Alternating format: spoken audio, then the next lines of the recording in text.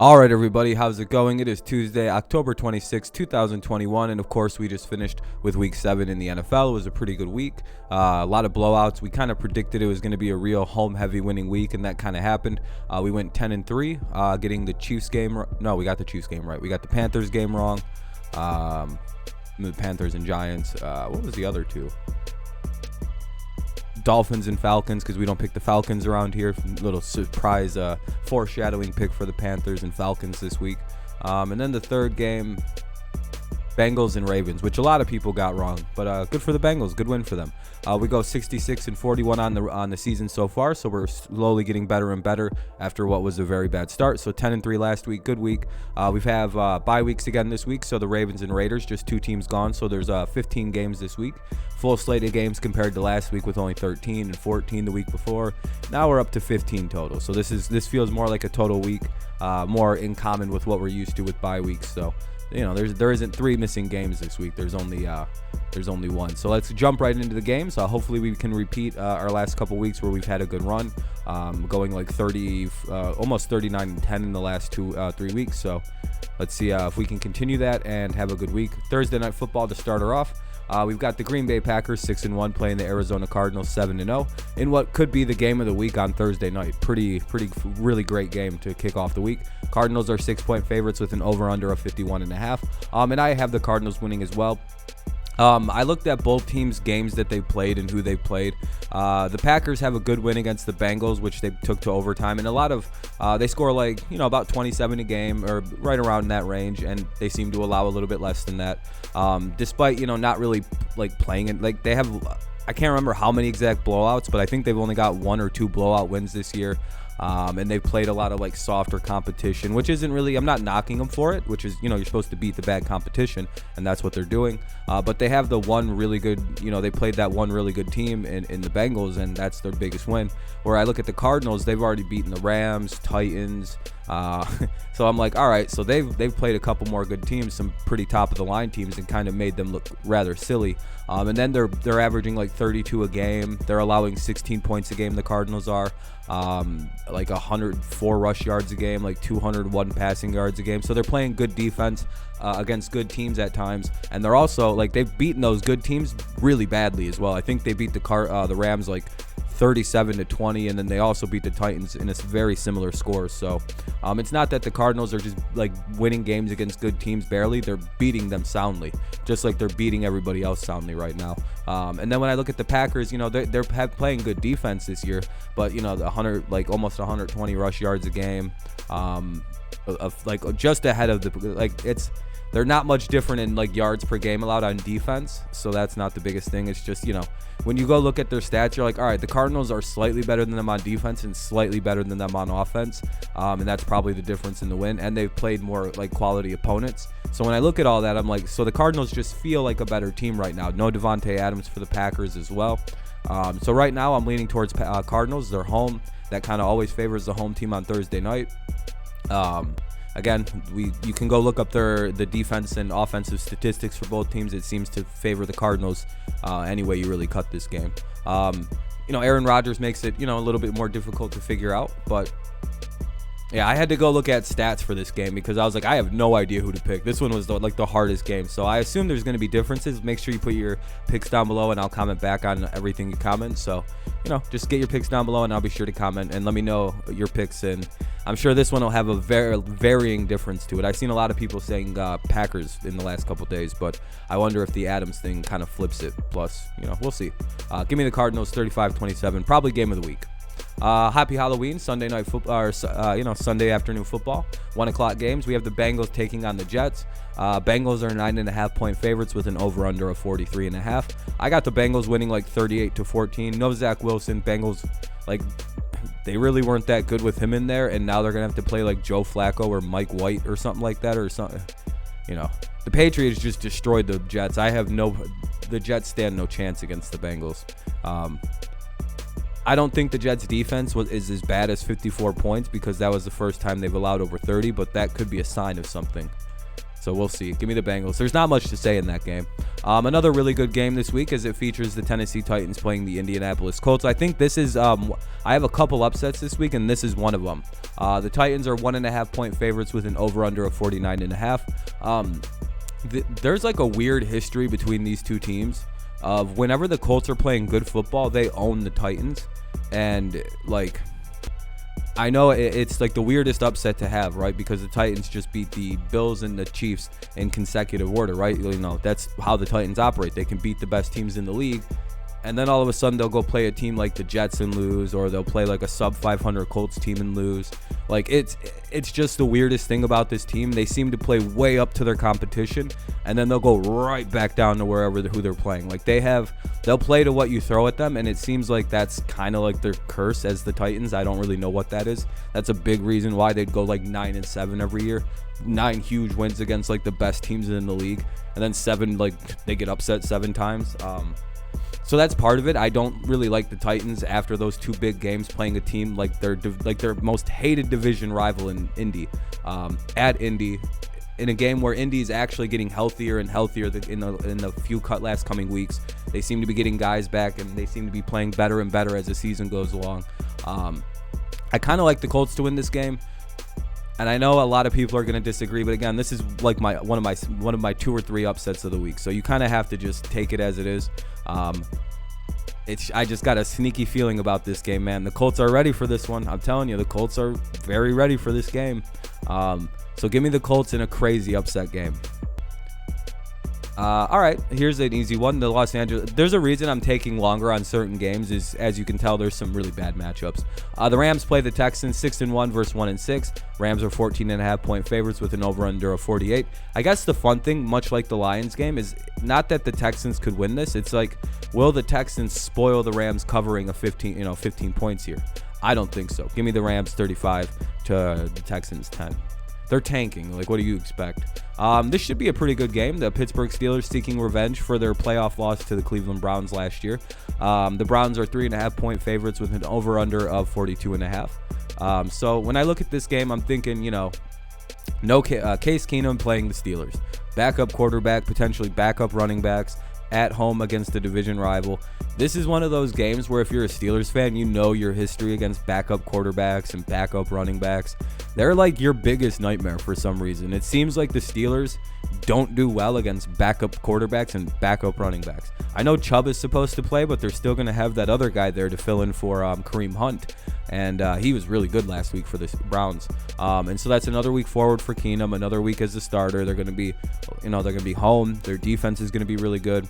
And I still think the Steelers only won their last game because they played, Geno Smith and the Seahawks, I believe.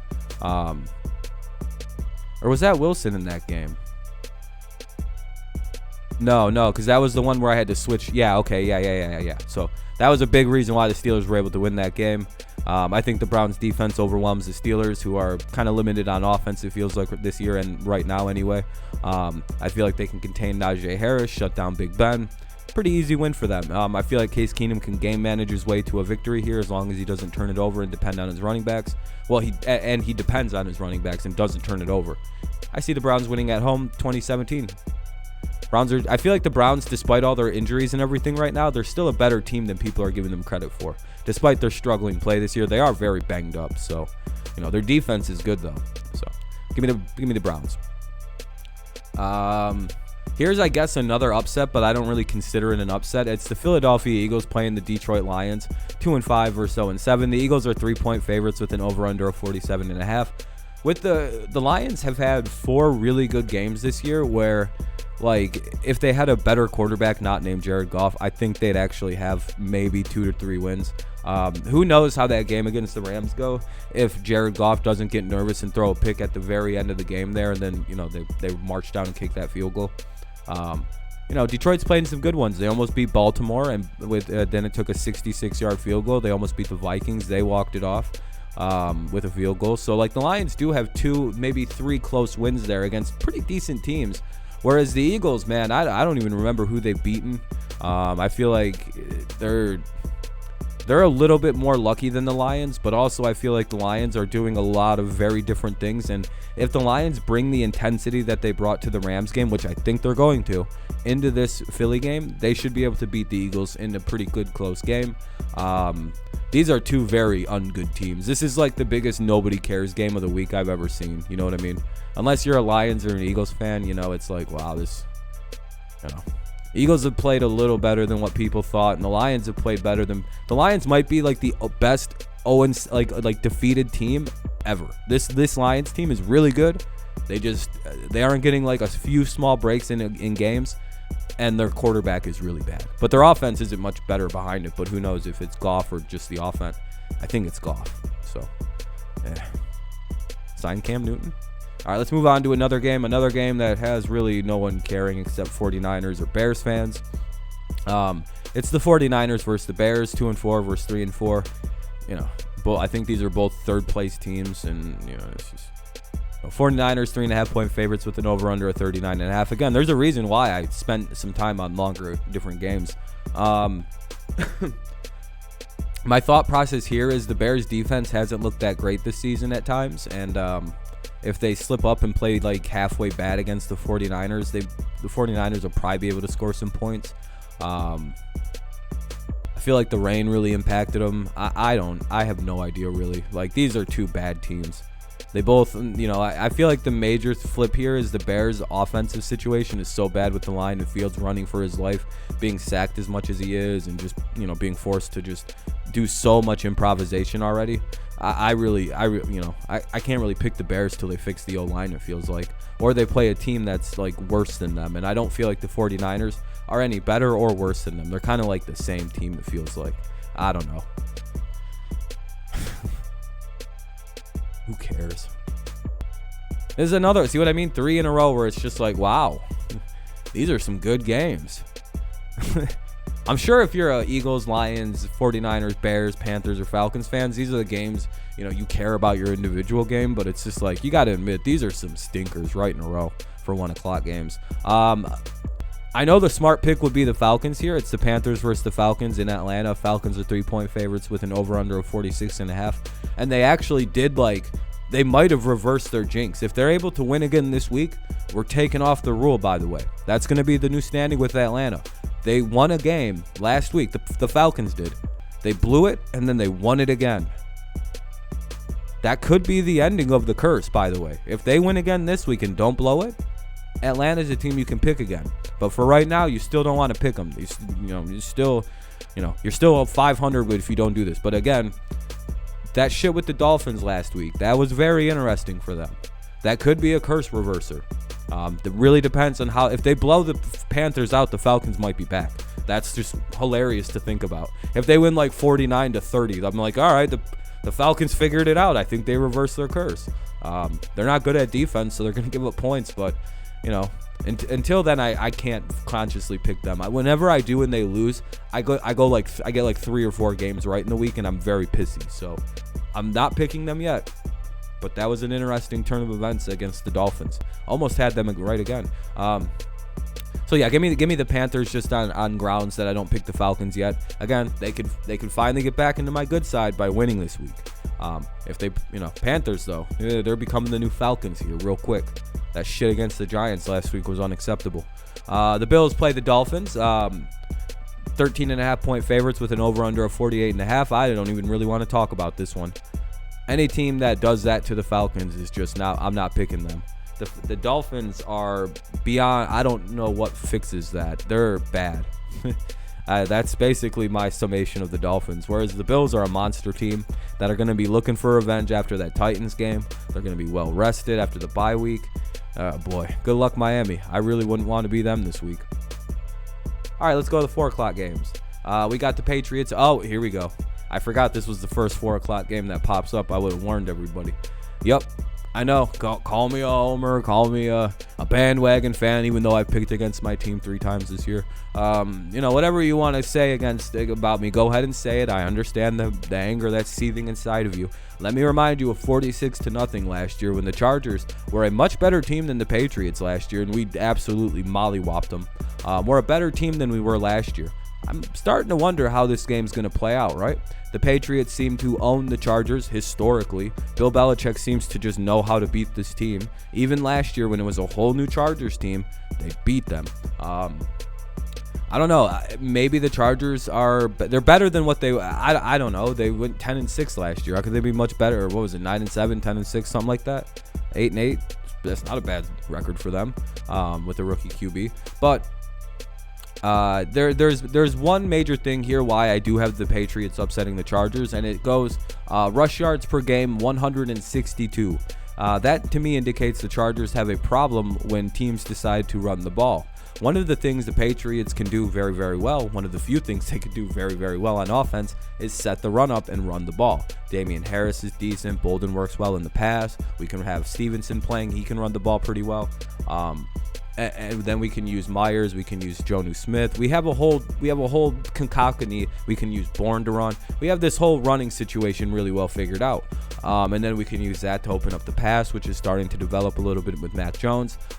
These teams really, like, if what I seen against the Cowboys where we started to look a little better on offense, and then obviously last week against the Jets is an anomaly probably, but if that's the start to indicate that Jones is getting more comfortable and figuring out how to play in the NFL, teams don't know how to play against him until they have good tape.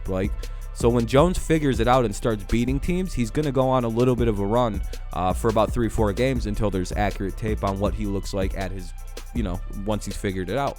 This is very common with rookie quarterbacks. There's like a small period of sometimes it can last 3 years. See Patrick Mahomes until the league figures you out a little bit. Then they have to play to figure. The quarterbacks then have to beat the league. So that's Mahomes' situation. He has to figure out how to adjust to the league having adjusted to him. That's the next big step. Now, Mac Jones and all these other young stars eventually hit that. Herbert seems to be in that almost right now where nobody really knows how to play the guy. But, once the league figures out how to kind of play defense on him, he then has to make that second adjustment. And he will. I think he will. But again, I feel like I don't have to justify much here, other than the fact that I think the Patriots are going to run the ball very, very effectively, play keep away on defense, and try to keep the ball out of the hands of the Chargers offense by using the run to go for 4 or 5, long drives, 12 plays, long drive, keep the ball away from the Chargers, keep the ball away. And I think they can utilize that to some effectiveness. I think the Chargers will be able to move and score on the Patriots. Yeah, sure. But I do think they'll have limited attempts with the ball because of the run game the Patriots will use and the shoddy defense of the Chargers against the run. That is why I got the Patriots upsetting them. I mean, that's a pretty solid reason. I know people are going to disagree, but again, that rush defense against a team that uses the run as effectively as the Patriots can and do, that's a problem. They will keep the ball out of the Chargers' hand because of that. And that's probably what is the downfall of the Chargers in this game. Play keep away. Make Herbert, make every drive count that Herbert has to take and raise the pressure on him artificially. So much like what the Titans did with Mahomes, only let him have the ball 10 minutes in the first half. That'll force mistakes because it makes every drive more pressure filled because they're only getting limited options. That's how you can kind of get to young quarterbacks, and the Patriots probably know that quite well. Bill Belichick knows that probably quite well, and they'll probably utilize that to some effectiveness. So give me the Patriots over the Chargers in an upset, 31-27. Nobody gives a shit except Seahawks fan. Not even Jaguars care about this one. I've seen a lot of people say the Jaguars could get an upset here, and I guess I could see it, but the only reason the Seahawks looked so bad on offense last night was the Saints have a good defense, and everyone always forgets that. Everyone's always like, yeah, Saints don't have an offense. Yeah, but their defense is cracked. As long as they don't fuck up, they'll win a lot of games. Look at that. I mean, they won last night, and they barely did anything on offense. Their defense is really good. I know Geno Smith isn't that great. But again, this is the Jaguars, baby. Don't overthink it. Sometimes it's just easy. It's as easy as looking at it going, oh, yeah, no, that's a win. Who the hell is going to cover DK Metcalf, Tyler Lockett, Everett, if he's able to play in health and good to go? I don't really know what's going on with him lately. The Jaguars are bad on defense, man. They barely beat the Dolphins. We have to remember who they beat. The Dolphins. Another very bad football team right now. So let's calm down. If you think the Seahawks are going to lose this game, really think about that one. I mean, I understand they don't have their quarterback, but like, it is the Jaguars. Boy, oh boy, there's a lot of bad games this week. Washington football team playing the Denver Broncos. Denver seems lost, but like they're playing a bad team, so they'll probably win. And I probably got this one wrong, and they'll probably win like 31-10, and all the Broncos fans will be like, "We're back," and then they'll lose to a good team the following week, and they'll be like, "Oh no, Flyer Fangio!" Ah, it's fun to watch Broncos fans go from like they like, it's like, guys, you're not a good team. Like, just because you beat a bad team, like, I don't know, but does anyone care? Like, I don't know. Washington's played some good teams and looked all right. A lot better than Denver against good teams. So I guess give me Washington just because, you know, they sometimes look pretty good or they look okay. I sense this is going to be a defensive game, though. Probably one of the best games of the week. This is probably like the second or third best game of the week. The Tampa Bay Buccaneers play the New Orleans Saints in New Orleans. This is going to be one of those games I could see a lot of people picking an upset, and I almost did too. The Bucs are 4.5-point favorites with an over/under of 51.5. They struggle against the Saints like in the regular season. I don't know what that is. The Saints just seem to kick the shit out of the Buccaneers all the time in the regular season. Now I don't. My big issue here is the Bucs offense is not. The Bucs are playing unreal right now. Brady's having, I think, one of the best starts of any of his careers in his entire life at 44. They're well-oiled. They've been on an absolute tear since the 17-point game in New England. I'm having trouble figuring how New Orleans can score enough with the way that their offense has been playing lately. So that's one of my biggest things is I just don't know about the Saints offense right now. If their offense was averaging like 28 a game and scoring pretty easy, like 3-4 touchdowns a game by Jameis, and they weren't so I don't know what the word. They just like don't do anything. They'll score once or twice, and then the defense has to carry the rest of the way to the game. And if that's how it's going to be against Tampa Bay, I just don't see them winning. Though I do see how you could say there'd be an upset here. But I just, with what I've seen from the Saints offense, I can't in good conscience pick them. In good consciousness, is that the correct way? I don't know. Yeah, give me the Bucs over the Saints. I won't be surprised if I get this one wrong. I just don't know about that Saints offense. Their defense has been great this year, as always for the Saints. They've carried that defense has put them at 4-2.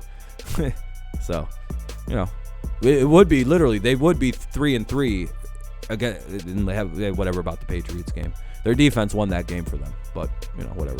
All right, yeah, those are the 4:00 games. Let's go to Sunday Night Football. What do we got? Oh, that's a decent game. Cowboys playing the Vikings. Cowboys are 2.5-point favorites with an over/under of 54. The game's in Minnesota. I got Dallas. I don't know. Primetime Kirk Cousins isn't the greatest thing in the world, so there's that. I know he's been halfway decent lately on primetime games, so I don't know. Maybe he's reversed the trend for himself, but you know, I don't like picking the Vikings in primetime. I have major questions on if they're going to be able to defend the Dallas Cowboys. I know they've been playing better defense than this year than lately, but you know, I still question most teams trying to defend the Cowboys. I don't really think it's that easy. I don't know. It just seems like the Cowboys are just going through dispatching just about everybody.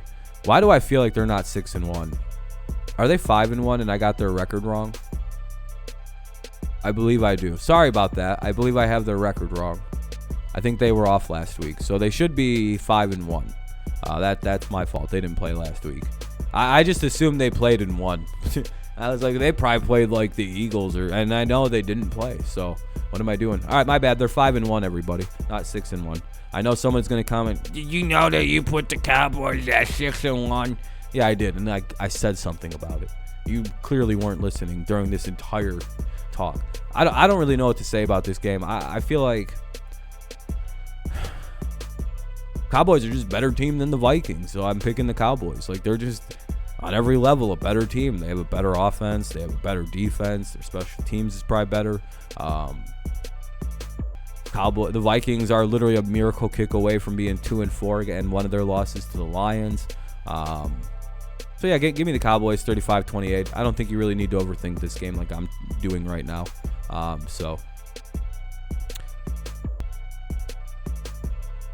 Yeah, there's no way they get upset. Monday Night Football, what do we got? Oh boy. Uh-oh. Well. The undefeated Super Bowl champion Kansas City Chiefs trying to repeat as undefeated Super Bowl champions. I see they're 7-0 right now. The Chiefs are. They just dismantled the Tennessee Titans, made them look foolish. Mahomes has thrown 35 touchdowns to 0 interceptions this year. He's having an MVP caliber season, really. I really don't know how the Giants are going to compare to this juggernaut defense that the Chiefs are running out this season. But I think they'll be able to manage 21 points against these mighty juggernaut behemoth Chiefs. The undefeated preseason Super Bowl champions that Tyreek Hill said they're no longer chasing anyone in the NFL, and the only dynasty they're chasing is Michael Jordan's legacy and his dynasties. Made no sense because they've had one Super Bowl ring and, whatever. Hey, but they're the undefeated Super Bowl champions right now.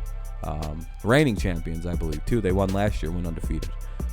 If you listen to Chiefs fans, that is. That's the perception you get from the media and the Chiefs fans. I'm being a sarcastic prick right now, by the way, because I'm really enjoying this fall by the Chiefs. Because, boy, oh boy, when Tyreek Hill made the statement that they're not chasing any legacy or dynasty in the NFL, despite not even having a dynasty yet, and that the only ghosts that they're chasing are the ghosts of the Jordan the 7 titles or the 6 titles by Jordan and all that. Despite, there's a guy in the NFL with 7, possibly about to get 8. We'll see how this plays. Yeah, I really enjoy the slip of this team because of that. While I don't even think it's their offense, I actually don't think it's Mahomes' fault they're playing bad. By the way, I have the Chiefs winning. The Giants aren't a good team. They're a super inconsistent team that just seemingly can't get it together. And despite how bad Kansas City's played, I think I think they get it right this game. Giants had to play a really weird Panthers team to get a win. And that game was 5-3 for the most of the game, and then the Panthers just went, we're done now. And then the Giants just dominated. So, all right, let's move on. Again, I don't blame the Chiefs right now. It's mainly their defense. 66-41 is the overall. And if you're wondering how you could blame the defense for Mahomes playing bad, well, when you're only getting the ball 7 minutes a half, and you have to make every play count, every single drive count, it starts to get a little pressurized. You're overplaying, you're overcompensating, you're overdoing, you're over, and you're just not playing good sound football when you just don't get the time to. So that's a big reason why you can start to see an offensive slip. The Chiefs really do need to address their defense, but I don't think it'll affect them against the Giants. So not too harshly anyway. They should be able to pull that out. If not, their season's over. Might as well just can it. Crown the Chargers or Raiders division champions and, call it a day. But we'll see. This is a big game for them. Their defense really has to step up now. All right, those are my picks for the week. I hope you guys enjoyed it. Make sure you leave your picks down below, your comments down below. I'll be sure to get back to you as soon as I can with those. Leave a like, subscribe to the channel if you're new here, all that fun YouTube jazz. But yeah, so we're doing so good so far this season, 66-41, 11-3 last week, or 10-3 last week. Hopefully we can continue that trend and keep doing very well, getting 3 or 4 wrong. Hopefully this week we can go 15-0. I don't know though, because I took a couple risky picks in the Patriots and the Colts, and I believe the Lions is also a risky one. So I took a few risky picks. I hope you do too as well. I hope you just don't pick all favorites. Take a chance. There's always one week in the NFL with ripe with upsets. Maybe it's this week. Maybe it's not. Maybe this is like last week where it was very there's no way what everybody thinks is gonna. Oh, it's okay. This was everybody got destroyed. Okay, it wasn't even just the good teams won last week. It was they destroyed everybody last week. Got it. All right. This is the league may be a little divided, splitting. I don't know what I'm saying. Anyway, thank you guys so much for listening. If you're still listening, as always, hopefully you have a good rest of your day, night, whenever you listen to this. Make sure you leave your picks down below. I'll comment back on for you and all that fun stuff. So, all right. That's week 8. See you guys next week for week 9. Hopefully we have a good week. hopefully you do too as well. And thank you so much again for listening, subscribing. We're almost to 6,800 subscribers. I'm wondering if we're actually going to hit 7,000. Thank you guys so much, by the way. That was like the goal we set, where we're like, the crazy goal is 7,000. And like, we might hit it. Thank you guys. You guys are awesome. Can't wait to keep growing. Thank you guys so much.